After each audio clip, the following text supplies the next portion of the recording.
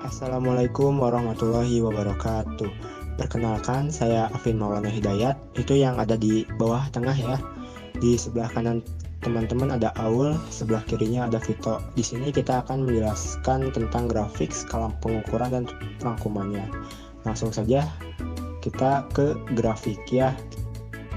Nah, di sini saya akan menjelaskan macam-macam grafik dan kegunaannya. Mungkin juga ada keunggulan dan kekurangannya gitulah. Oke, ini kalau videonya kecepatan bolehlah teman-teman tahu sendiri ya, soalnya aduh, gitulah biasa set ya. Yang pertama ada bar chart. Jadi ini tuh grafik yang menggunakan kolom vertikal untuk menunjukkan perbandingan. Seperti gambar ini tuh, jadi ada yang tinggi, ada yang rendah gitu. Itu tuh untuk membandingkan data sesuai ketinggian kolom. Nah, keterbatasannya ini tuh untuk biasanya data kecil, medium gitulah. Nah, yang kedua itu ada line chart sesuai namanya ya. Jadi ini tuh grafik garis atau kurva. Jadi pakai titik-titik terus di seret. Nah, ini tuh untuk menggambarkan data perkembangan. Tuh kayak gambar ini tuh, penjualan kampusnya turun naik gitu kan. Nah, yang ketiga itu pie chart atau grafik lingkaran. Jadi ini tuh grafiknya bulat, lingkaran kayak pie, diiris-iris gitu. Terus ada biasanya ini tuh persenan gitu. Jadi dari total tuh atau nilai keseluruhan tuh pakai persenan gitu. Lalu ada fishbone. Jadi ini tuh grafik sebab akibat dari suatu permasalahan. Jadi ini tuh cocoknya buat kayak di kantor-kantor gitu. Jadi di saat ada masalah gitu kan, apa sebabnya, apa akibatnya, kita menggunakan fishbone gitu ya. Fishbone tuh ada 6M gitu. Method, manpower, material, machine, measurement, mother nature.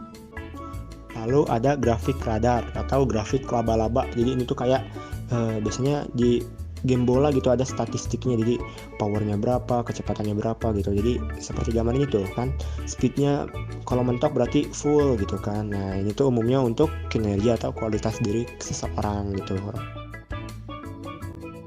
Lalu ada scatter plot. Jadi ini tuh kayak grafik lain tapi titik-titik doang, nggak digaris-garisin. Jadi tik gitu doang, nggak di seret gitu ya, untuk korelasi distribusi data. Lanjut lagi ada histogram. Jadi ini tuh mirip-mirip kayak grafik bar chart, cuma ini tuh nempel-nempel gitu. Terus kalau di Google Maya, jadi katanya tuh kalau histogram tuh khusus angka-angka doang gitu. Jadi kayak itu kan bawahnya angka, kirinya angka gitu, nggak kayak grafik bar gitu, bawahnya bisa apa kek gitu, huruf gitu. Next ada box plot. Jadi ini tuh ring sampel yang disajikan secara grafis bisa menggambarkan distribusi data. Nih kayak gini tuh, jadi kayak ini 70, 80 gitu kan. Nah gitu ya, seperti gambar ini ya, silahkan diamati. Lalu ada juga grafik corong. Nah ini tuh untuk menunjukkan proporsi dari setiap tingkat secara visual. Jadi ini mah per tingkatnya ya, untuk membandingkan peringkat gitu. Jadi ada proporsinya, jadi bisa lebih jelas gitulah grafik corong itu ya. Nah, selain 9 grafik tadi, ada juga grafik-grafik lain yang gak terlalu umum gitu, kayak grafik Gantt, grafik Arya, grafik word cloud, sama grafik gelembung. Tuh kan gak umum kan, jarang dilihat. Nah, sekian. Nah, selanjutnya ada teman saya Aul yang akan menjelaskan tentang skala pengukuran. Ya, silahkan Aul. Skala pengukuran nominal. Skala pengukuran nominal ini merupakan skala pengukuran yang paling sederhana. Pada dasarnya, skala ini hanya digunakan untuk membedakan antara data yang satu dengan data lainnya tanpa membuat adanya tingkatan. Data yang termasuk data nominal juga pasti akan termasuk ke dalam data kategorik. Contoh, label laki-laki dan perempuan pada jenis kelamin seseorang. Skala ini tidak dapat digunakan untuk operasi matematika seperti penjumlahan, pengurangan, dan lain sebagainya, namun dapat divisualkan menjadi diagram batang, diagram lingkaran, dan lain sebagainya.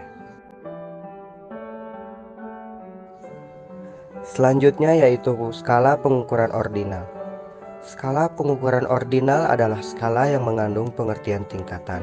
Walaupun sama-sama bertipe fakto, skala ini disebut-sebut lebih tinggi daripada skala nominal. Misalnya, kita melakukan pengukuran mengenai tingkat kepuasan seseorang terhadap sebuah produk. Dalam penilaian ini, kita bisa memberi angka 5, 4, 3, 2, dan 1, masing-masing untuk reaksi sangat puas, puas, kurang puas, tidak puas, dan sangat tidak puas. Yang ketiga ada skala pengukuran interval. Skala pengukuran interval adalah skala pengukuran kuantitatif di mana ada keteraturan, perbedaan antara dua variabel bermakna dan sama, dan kehadiran nol bersifat arbitrer. Ini mengukur variabel yang ada di sepanjang skala umum pada interval yang sama. Ukuran yang digunakan untuk menghitung jarak antar variabel sangat andal.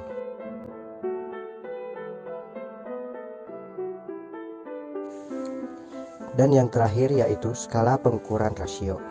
Skala pengukuran rasio adalah skala data dengan kualitas paling tinggi. Pada skala rasio, terdapat semua karakteristik skala nominal, ordinal, dan skala interval, ditambah dengan sifat adanya nilai nol yang bersifat mutlak. Nilai nol mutlak ini artinya adalah nilai dasar yang tidak bisa diubah meskipun menggunakan skala yang lain.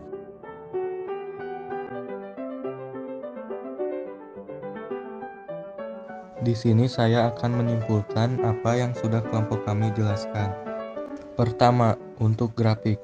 Sebagaimana teman saya tadi sebutkan ada berbagai macam grafik dan kegunaannya, seperti grafik bar untuk perbandingan, line untuk perkembangan, pie untuk presentase, fishbone untuk sebab akibat, radar untuk perkembangan individu dan lain sebagainya. Jadi diharapkan teman-teman semua bisa lebih mengerti atau membedakan perbedaan beberapa grafik yang sudah disebutkan. Selanjutnya tentang skala pengukuran.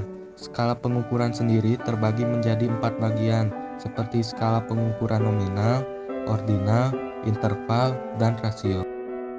Di sini saya ingin menambahkan sedikit istilah-istilah dalam statistika seperti populasi, yaitu kumpulan objek atau individu yang diteliti yang memiliki karakteristik yang sama. Lalu sensus, itu meneliti seluruh populasi secara detail dan mendalam tanpa terkecuali. Ada juga metode sampling, yaitu mengambil sampel dari populasi. Nah, jadi si populasi itu dijadikan parameter. Ya, mungkin sekian dari kelompok kami. Mohon maaf bila banyak kesalahan kata, kecepatan, atau ada sesuatu yang kurang dalam materinya. Segitu aja. Assalamualaikum warahmatullahi wabarakatuh.